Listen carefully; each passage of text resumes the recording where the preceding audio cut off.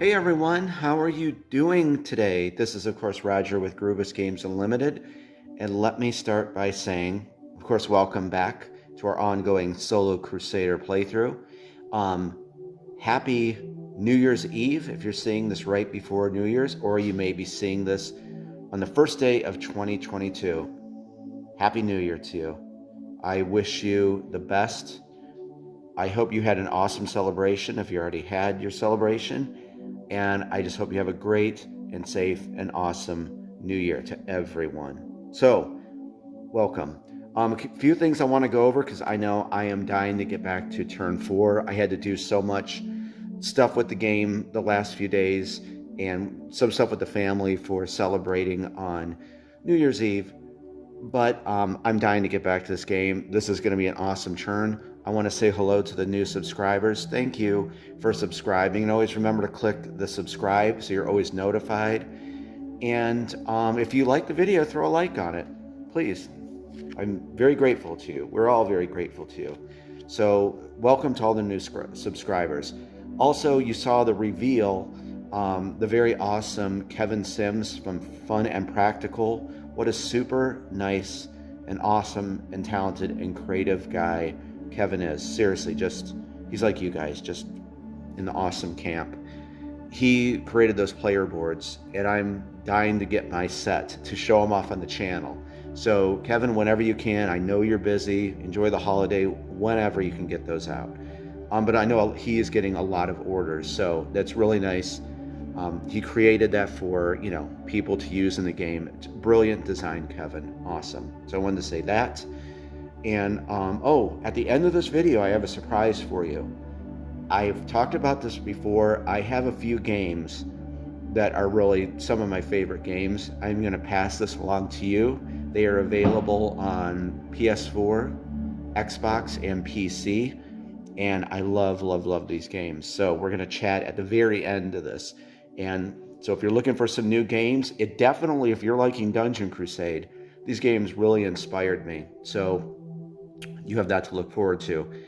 Okay, you know what? I want to play Dungeon Crusade. You want to play Dungeon Crusade. Let us get into this. And I think this is going to be a very exciting turn. And definitely the game is going to open up even more to you on turn 4. Again, just so you guys know, you probably already got this.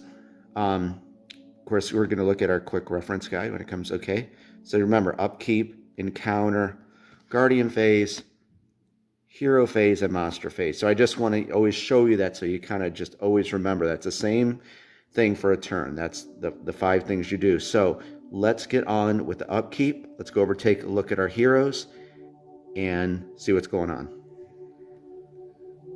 Okay, and it's pretty much the same as the last upkeep phase. Remember, there's just a nice list you go down. Do they have any afflictions, as in bleeding or poison? Nope, we don't have to process that. Do any of our heroes have any torches lit?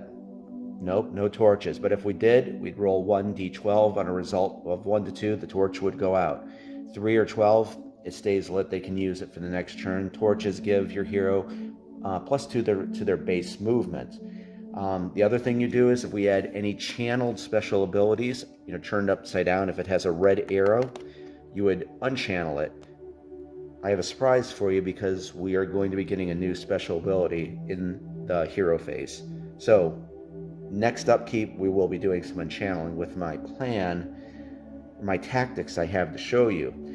And then what else here? Of course, if our quests are complete, we'd interact with the teleport track. We're still working our way to completing our side quest to main quest. So now, my favorite part, which I've said many times, let's survey our dungeon. Let's talk about what we're going to do. And I think you're going to learn a lot more about this game and some strategy. So let's get our initiative tokens. Let's head back to the dungeon and chat about what we're going to do. And here we are, looking at what I would call the hot spot of the dungeon right now. Of course, Maheliak is up there. We're going to have him open a treasure chest. We have Albus, our fetch hound, right here. I've already changed my plan, what we're going to do with him.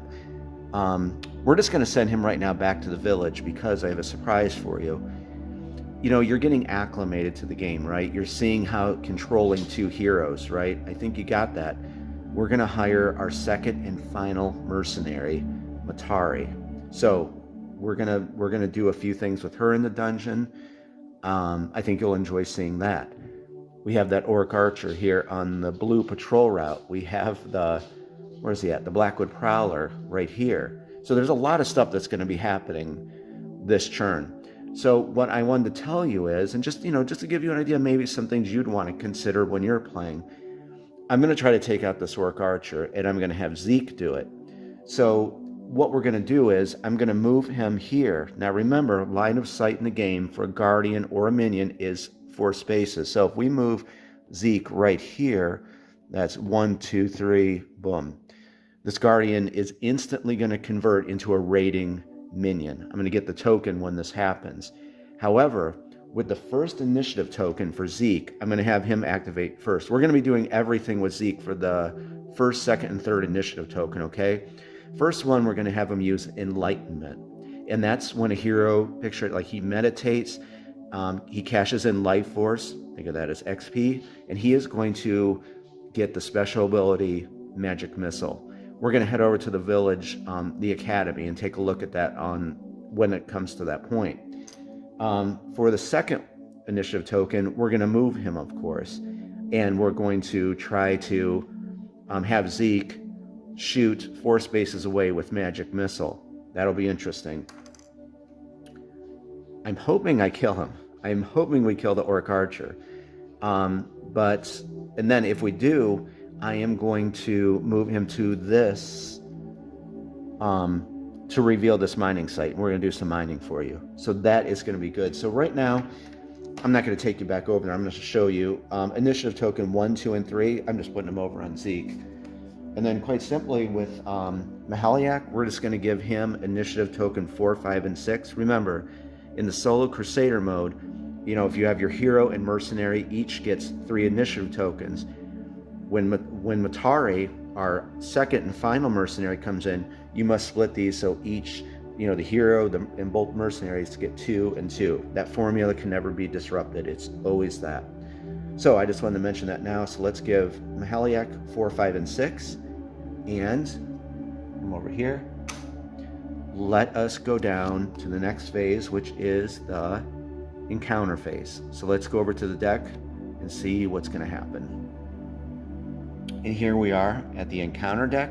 Remember, encounter phase, you simply draw the top card.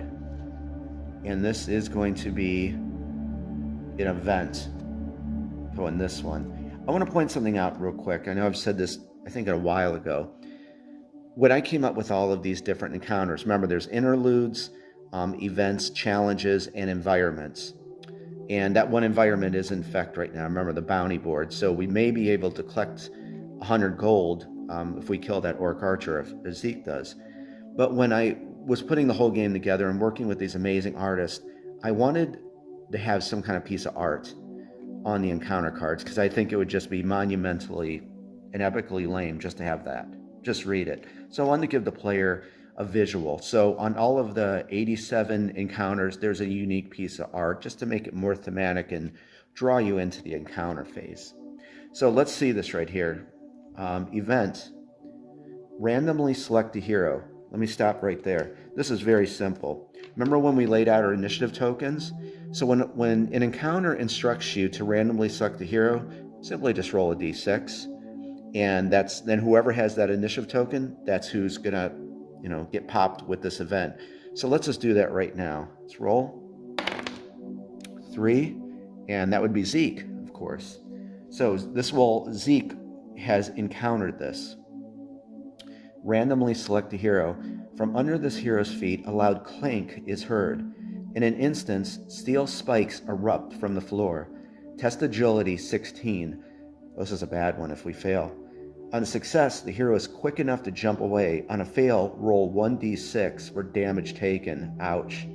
In addition, test physical resistance 15. On a fail, this hero is stricken with a physical affliction and loses the forthcoming turn. Zeke better pass this. He better jump off this, because you just heard our plan. anything can happen in Dungeon Crusade. Okay, so let's tell you what, let's go over to the dungeon. Now remember something, let me get something here. Remember that you do have this card here. It comes with the game, and this is the new scalable difficulty reference card, and this is used for the events and challenges in the encounter deck, the trap system, and the treasure chest, any trap treasure chest. And basically at level 1, you get to deduct 6 from that total printed on the card. At level 2, you deduct 3, and then if your hero's level 3, you just use the value printed on the card, and of course it says that right on there. So it just scales the difficulty for your heroes, so it's not, too tough. So I think we can put the camera over here and let's go see what happens with Zeke. And we are with Zeke in the dungeon, and he is about to test his agility to see if he can jump away from those spikes that erupted out of the floor. But please know, you don't actually move him to another space. It's just done on the space, but just make sure he kind of jumps out of the way this way. Okay?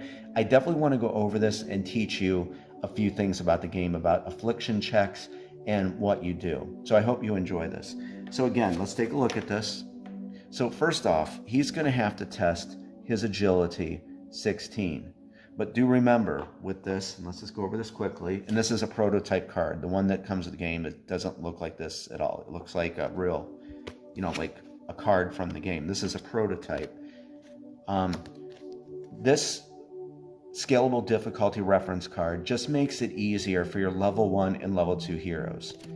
Okay, so, and right here it says printed on back, and what it boils down to is this. Level 1 heroes can deduct 6 from the value printed on any challenge or event in the encounter deck, and any trap card or trapped treasure chest card. So this kind of is a catch-all for those 4 things. So when this tells us 16 on the card, since he's level 1, that turns into a 10, basically. So he has to test 10. However, we have to take a look at his agility. And something that I'm glad that he received. So over here, this is his agility right here. These are the attributes, of course. That's agility. So that's +1. So he's up by 1. But remember, at the start of the game, he received the Angel of Luck, that blessing from the temple. So looking at this, with the Angel of Luck, it's aiding him. He can add +2 to agility and these other ones. So really, on his hero card, he has +3 with the Angel of Luck. So we can add +3 to this die roll. So I wanted to go over that and explain that, and we're going to go over affliction checks too. So here we are. We're going to see if Z can jump from those erupted spikes coming out of the floor, and did he? You've got to be kidding me. Zeke, what are you doing? That's a 1. That's a nat 1. He fell. That's what he did. He fell into those. They caught him off guard. Okay. Well, that was terrible. It's going to be a rough night in the dungeon. Okay, so on a fail, let's take a look. Roll 1d6 for damage taken. Ow. This could be really bad. Oh my god. This is going to be a really bad night in the dungeon. So let's take a look here. On his hero card, he is at 7 health. He's gonna go down to 2. But do remember, he has, let me put this back and I'll show you. He has his healing potion that will restore 6 health. You better believe we're going to quaff that down on his turn. And then in case he would take a physical affliction, he does have this elixir, and we're going to quaff that down in the event he takes one. So let me go over this real quick so you know, and it's kind of like, it's an easy roll, but I just want to make sure that you know. Let's look at this encounter card. And once you know this, you'll know exactly how this works with all of them. So we did that. On a fail, roll 1d6 for damage taken. In addition, Test physical resistance 15. On a fail, this hero is stricken with a physical affliction and loses the forthcoming turn. So when I created the game, I created these different afflictions, and they affect a part of the hero's body, whether it be their eyes, their bones, bleeding, their thought process, vision, their psyche, thought process, so on and so forth. So this one here is going to be testing physical resistance. So here's what we're going to have to do. Consulting his card, and this is actually a good, fine, like a fine rule to remember. Notice our warfare values.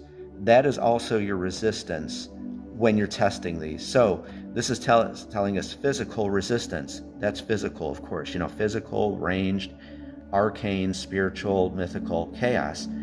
And this is kind of bad because it's at a -3.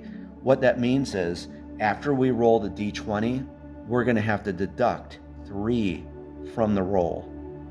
See how that works? But if you have any gear, you're allowed to add that to your resistance because it's buffing that up. Luckily, he has Luke's training sword. Remember, that has a +3. So really that cancels that -3 out. So he's just going to be middle of the road. So hopefully he can pass this and he doesn't have to take a physical affliction, but I'll show you the card anyway. So test physical resistance 15, but remember we can deduct 6 from that, right? So it's a 9. So if Zeke can pass this, he's not going to take this physical affliction, which it's going to be bleeding. We'll go over that. So let's see. Come on, Zeke, you gotta get this. And right there, that is, oh God. Do you believe that? He's going to take a physical affliction. This was a terrible turn, but you know what? A good, turn, but thing to show because I could explain that to you. Let me get the affliction cards.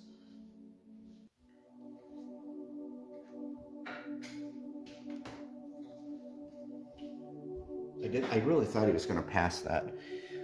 So, and we'll just go over this real quick. I like how things come up in the game so I could get you acclimated to it. Here is bleeding. It's a physical affliction. See the symbol up there? The warfare type? That's how you can identify it. See the 1 there? That's a 1st degree. So reading it, it's very simple. Lose 1 health at the start of every upkeep phase. Remember how we just did upkeep? And I said that about afflictions? This one, and there's poison. And since we're talking about it, I'm actually glad this came up so I could teach you guys about this. That is the other one that you're going to have to process. And it's basically the same thing, but if a hero is poisoned, arcane warfare, there's 1 1st degree. That hero is going to have to lose 1 essence at the start of every upkeep phase. So these are the two afflictions that you have to worry about. So Zeke took 5 damage and has a physical affliction. But as I said, we're going to have him quaff down a potion, the elixir, and he'll be good to go. Now, lastly, yes, if a hero would ever take an additional physical affliction, and he already has the 1st degree, you're still going to have this. But now, this is a broken bone. And what happens is, remember, where's our dice at? Our warfare dice, you roll a D6 and D12. We'll take a look at what this says. Unable to roll the red D6 on combat rolls. So basically with a broken bone, that's the way I wanted to kind of simulate it. He loses that because he has a broken bone. He can only roll the red D12, the red physical warfare dice. And that's the same for all the other ones too. So if we looked at, our poison one and flip that over to a 2nd degree, that he has paralysis, he's not going to be able to use the green D6, so on and so forth with all of them. So afflictions, yeah, they're nasty. They're not good to get. That's why I said you should always have an elixir in this type of situation so you can cure your hero.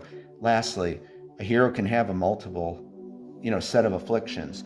But once you drink an elixir that purges all afflictions from a hero's body. So you don't have to just drink one and it cures only one. It cures all of them.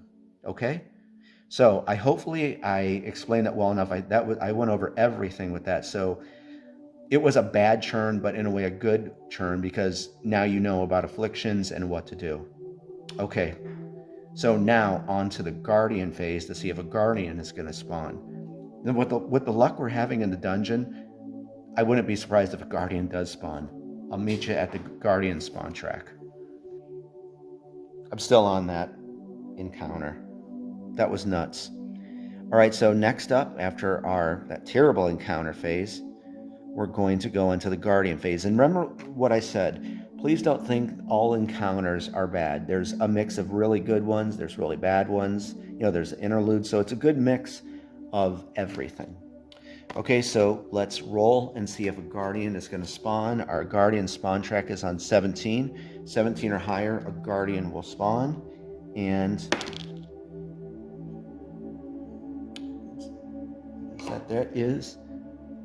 that was close. That is a 15. So the Guardians are getting closer. We're going to move that down. Now let's go into, as we flip our card over, we're going to go into the hero phase, and let's go back to Zeke. Okay, and here we are with Zeke, back in the dungeon. And remember that he lost his the forthcoming churn, but that's just initiative token 1. So he basically just loses this. I'm going to set this aside. And now he can use initiative token 2. So basically we're just going to do the plan like we said. We're going to cast Enlightenment, or he's going to use Enlightenment. Picture it like meditating. He is going to cash in some life force and going to pick up a level 1 special ability, which will be Magic Missile. So let's go over to the Academy and grab the special ability. And we are at the Academy with the special abilities. And I just want to show you on the card real quick. Now this is the other player aid card, and this one is dedicated to the hero phase of what costs the action and what are free actions. But I just want to point your attention to Enlightenment here. Enlightenment, this action is when a hero gains a new special ability of their current level from the Academy in the village. Nothing else can be done when using Enlightenment. Very cut and dry, simple. That's exactly what it is. And you can probably guess, if a hero's level 1, they can only obtain level 1 special abilities. When they're level 2, they can of course get level 1, level 2. They can't out-level, in their special abilities what their current level is. Okay? So I have some life force here, and we were interested in Magic Missile here. And we're going to try to take out that Orc Archer, but with Zeke's luck, who knows? So let's take a look at this again. We're going to go over the card real briefly. Let me get this. Okay, just real quick to go over this. Okay, this right here, that's the life force cost, 3. We're going to pay that.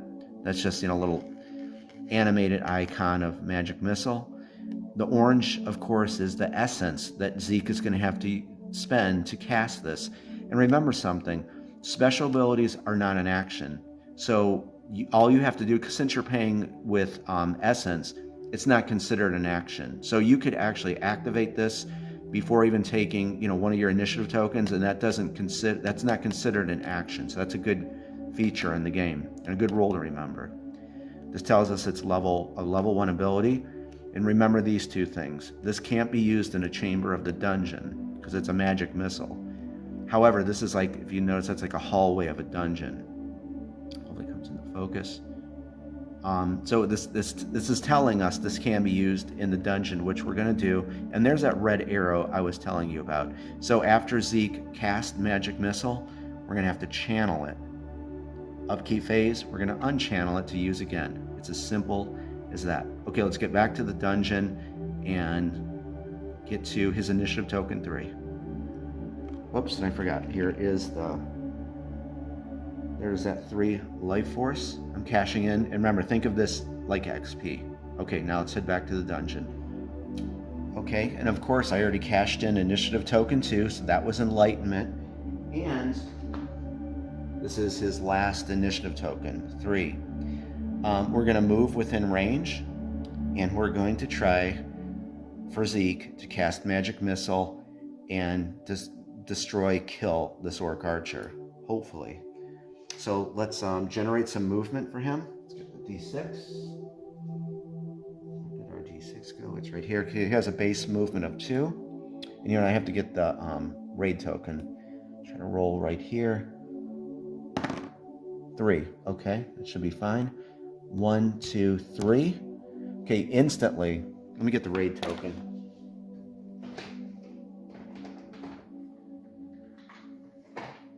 As soon as a minion is within 4 squares of a hero, not obstructed, and there's clear line of sight. 1, 2, 3, 4, boom.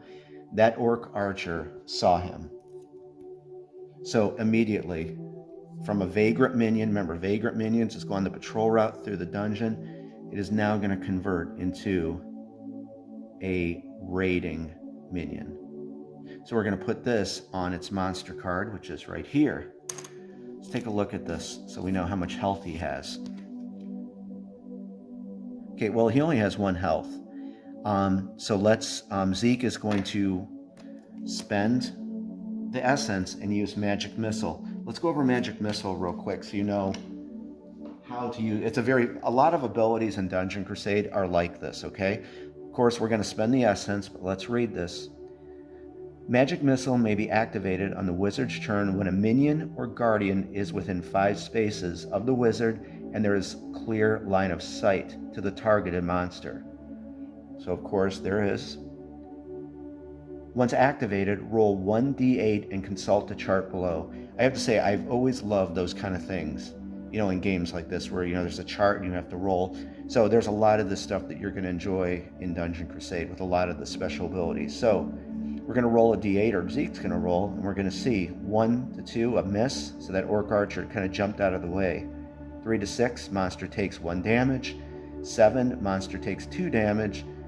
And if an 8 is the result, monster takes 2 damage, plus any adjacent monster takes 1 damage. So as you can imagine, as this gains, if he ever got the level 2 Magic Missile or, level 3, it's going to be more powerful. Okay, so Zeke, let's have him pay the essence cost, which is, in the orange, that's 3.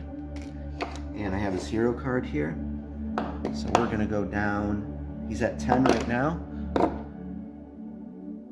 And we're going to go down to 1, 2, 3. He's down to 7 essence.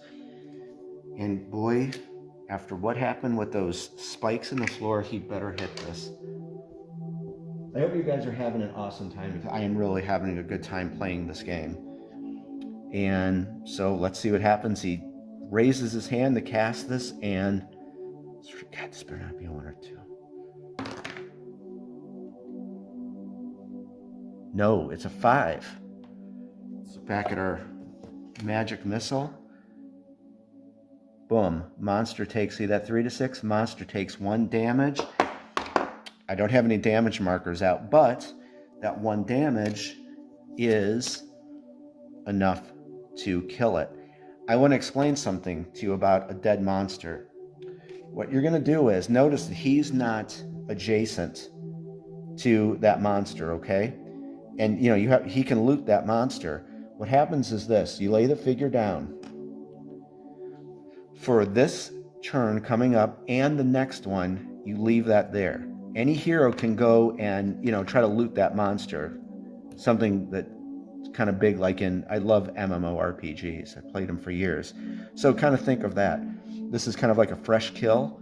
So it will be available this turn, and the next turn after that, it disappears. Take it out of the dungeon. So any hero is free to loot that Orc Archer.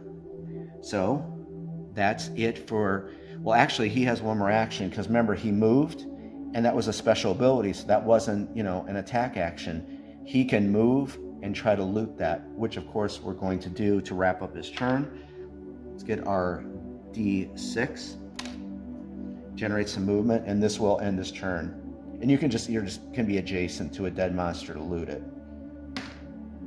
I'm very happy that all of this came up in this turn. So it was a little drawn out, but you know, it's good because I could teach you the game. Okay, so 4, 1, 2, 3, stops there. Let's take a look at this Orc Archer's card and see what the loot and gold roll is. And remember, they're not worth any kind of life force. So really, we're just hoping that it dropped a piece of loot or 100 gold. But you know, these are trash mobs. So what's really lucky is if you hit like a nat 20 and it drops like a legendary.